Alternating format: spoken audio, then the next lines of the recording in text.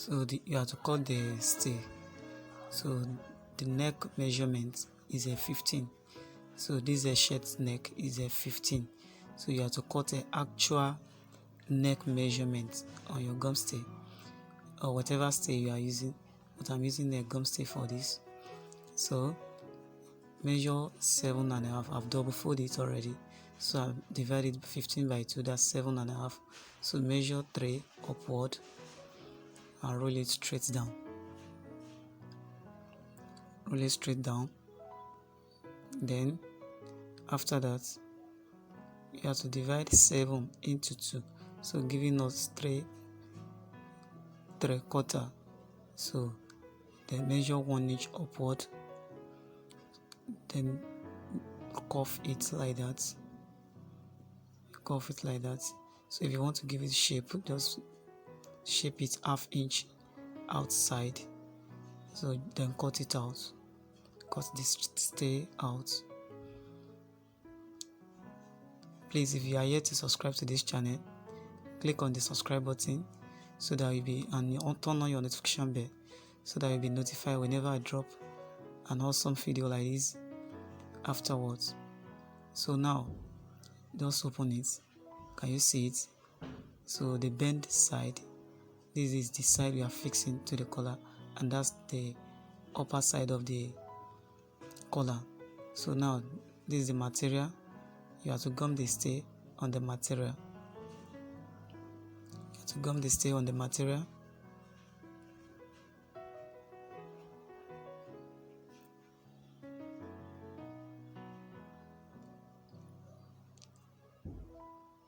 Then after that, the next thing is to sew the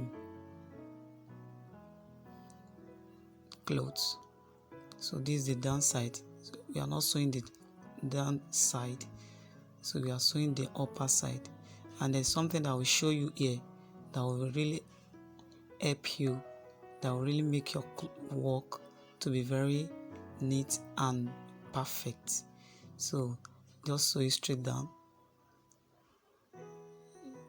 I will give you a tip which you can use to sew any clothes, maybe on gums, any stay you are sewing. So now take a look at the stitches that I make here. Look at that stitches. Let me move it closer to the camera. You can see that it's not too close to the gum, to the stay. I leave a little space like a 0.1 between the stay and the stitches. So whenever you are sewing something like this, even if it is a cuff you are sewing, don't make your stitches to be too close to the stay, so that whenever you turn it outside, you won't even need, you may not even need to iron it again. It will just give you a perfect result. Let me cut it out and show you what I mean. So the joining will not be showing outside. The joining will be inside itself without even ironing it. Whenever I turn this, I will not iron it, and you see that to give me perfect results. So just notch it like that, then turn it inward. So I will show you what I mean now, and you see, if you apply this method, even if you are sewing cuff, you are sewing any other stay to your material, you will not have any challenges. You may not even need to. You can see that's the joining. This is the inside now. You can see the joining has turned inside by itself. Look at my sewing. So if you see some people that sew shirts or cuff and you are still seeing the joining outside, this is the reason why. It's because you can see the joining outside like this. It's because you sew your material, your stitches too close to the stay. So whenever you are doing anything like this again, don't sew it too close to the stay. Leave a little space between your stay and your stitches. So you can see that I didn't even press the thing. I'm just running through it straight like that, because I don't have any issue with the line showing outside. So just stitch it like that.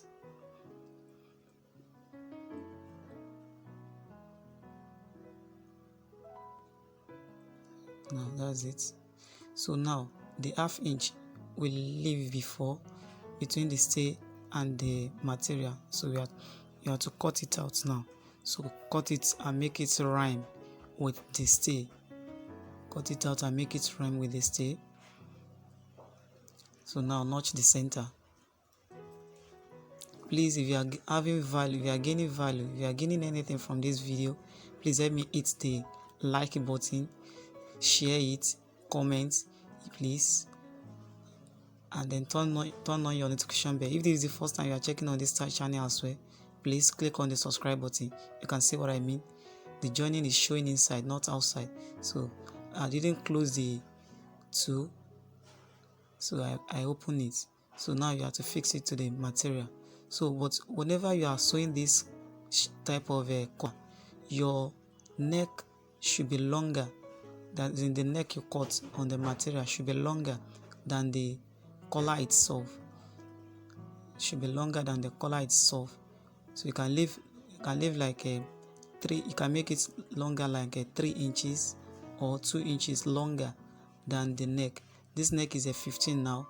So if you are adding a 3 inches, make it the circumference of the neck to be 80. You can see the place I didn't put a gum stay is the one I'm placing on the material, both together. That's the I leave a 1.5 here longer, make it 1.5. I make it 1.5 longer than the actual neck on both sides, so making 3 inches. Now just sew it all through at this facing. Now the place where the facing ended, you just notch it. And there's something about this facing which I will tell you later on. This facing should be longer than this. I will explain to you later on, and the reason why this one is a little bit shorter. So you have to cut the whole collar, just notch it like ½ inch, then bend the one that the gum stay is, bend it outside, straight, sew it straight down. This thing is very easy if you follow the normal process. Just sew it straight down. Then the notching, make sure that the notching match each other. So you have to notch the center of the neck before. I'm just doing that now. So you have to notch the center of the neck and also the center of the collar. So when you get there, just reverse, and you have to start from the other end as well. So now the under end, I will leave 1.5 inch here also. So 1.5 inch here, 1.5 inch at the other side, making a 3 inches. So just turn it inward, turn the facing inward, then place the collar in between. You have to do the same thing here now. The place the facing ended, you have to notch it with ½ inch. You have to notch the collar with ½ inch at the place where the facing ended. So I'm doing that now. Both collar, both front and the back of the collar, you have to notch the two together. So you are just to turn the other one where the gum stay is inward here as well as we did the other side. So just sew it straight down. Sew it straight down to meet with the other side. Sew it straight down to meet with the other side.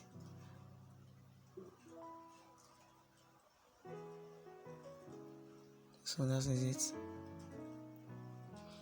So now just turn it inward. So you can see that's where the gum stay is. I didn't sew that to the material now. So now that place that I notched before, I will turn it inward. I will turn it inside the collar now. That place that I notched, that's the reason for notching that side. You can see now the facing now. This facing should be wider than this. The reason why this one is shorter is because I'm not intend to sew this type of collar on this dress before, but someone requested for this type of a collar, so that's why I quickly make use of this shirt to do this illustration. So if you are doing this type of collar, make sure that your facing is longer than this, like 5 inches or 4 inches. You will see the reason for that at the end of the video. I'll be revealing to you the reason why the facing for this type of collar should be wider, so that your work will be very neat and beautiful. So you can see that notching now. I've turned everything inside. So this place again, I want to re-notch it very properly. So do that carefully. Then do that carefully and turn it inside. Turn it inside of the collar. So now that excess now, you are just to cut it out. This place as well, cut it out. So now you have to run through the collar now. You can just turn this place inside. If you like, you can use a iron to fold this place. So now you have to run through it. If you want to sew it from downward, you can as well do that, but I'm sewing this one halfway. I'm starting the stitches from from a halfway. So just turn it inward, run through the collar like that. You can use a iron to bend this place to make it very easy for you. So just turn it like that, turn it inward. You can see that the joining is inside. So the notching, that's the essence of the notching now, to turn the joining inside. So now stitches, take your time to turn it inside so that your work will be very neat. This thing is very easy if you take your time to do it. Just be attentive, just take good note of the point that I'm mentioning here. You can see that is the back. That is the back. You can see how neat it is. So the next thing now is to iron. That is all. We are through. So now the reason why I said the facing should be wider than the one that I'm using, I will show you now. So now you will see when I want to turn the collar now, just turn it half, like 1 inch there, like 1 inch. So now you can see that the facing is reflecting outside, but assuming the facing is very wide, it won't be showing at all. It won't be showing at all. So that's why your facing needs to be wider than this one that I'm using, at least 4 inches to 5 inches. If this is the type of a collar you want to put on your dress, so make sure that the facing is wider than this one that I'm using, so that the facing will not be reflecting outside. You can see it. So take your time to set the collar. So this is where the work is. This is where you need to be very careful of, so that your work will come out very neat and fine. So that is the place we set the collar properly. You just turn it inside and iron it out. Immediately you iron it like this to give you perfect results. So just iron it and turn it outside. You can see it's giving us the results already.